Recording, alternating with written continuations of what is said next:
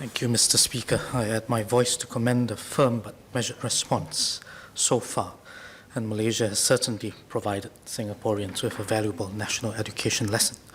However, among some Singaporeans, there is confusion, because provocation after provocation, so far what we seem to be doing is every time something happens, we say, don't do it again.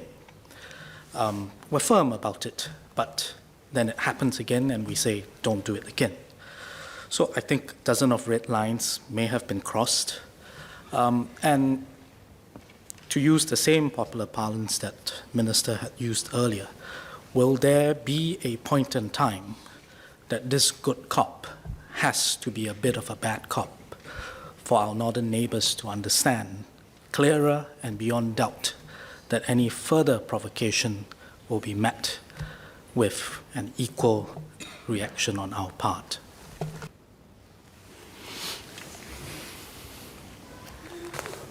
That is another very good question, which requires an answer. But I hope you also appreciate, as the foreign minister, by definition, there's some things which I cannot say, and I should not say. But I want to clear up this confusion that they are the ones who have the license to provoke and that we respond, but without an equal and opposite response. Newton's third law in diplomacy. And let me try to address it then at several levels. The first level starts domestically, that we need to maintain unity of purpose, consensus, and a collective spirit to stand united. Because if that domestic consensus is eroded or broken, my words will carry no weight in any international negotiations. That's one. The second, maybe you should ask Minister Ng Eng Hen tomorrow, but I've already said, and I only had one sentence on the SAF, but to say total defense and our investment over decades in the SAF make a big difference.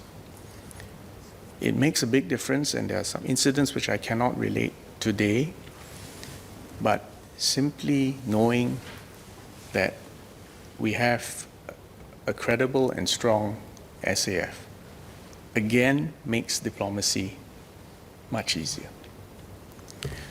Third is, in the spirit of candidness, sincerity, and openness, we are trying to resolve these issues because, in fact, the specific issues that have been raised, I can see a way forward to resolve all of them.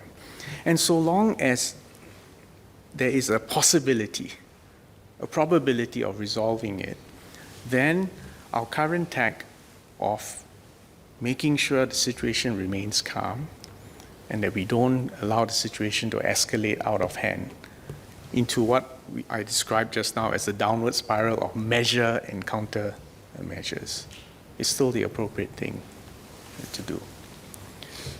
Fourth is, I've also said that despite our attempts to be constructive and to keep the avenue open for a negotiated settlement, our neighbors must not believe that they can take actions without impact, without consequences on themselves. So I'm not going to enumerate them now, but this concept that for every action you take, there are consequences, we will do so quietly, but effectively. It's the usual Singaporean way. So that's where we're at. red lines are not something you draw lightly and not something which you should pronounce publicly without having carefully thought through all the consequences and without communicating those considerations clearly and unambiguously to the person you're negotiating with on the other side. And I hope members of this House and Singaporeans will understand that some of these are best conducted behind the scenes, quietly, and that's why I do not believe in megaphone diplomacy.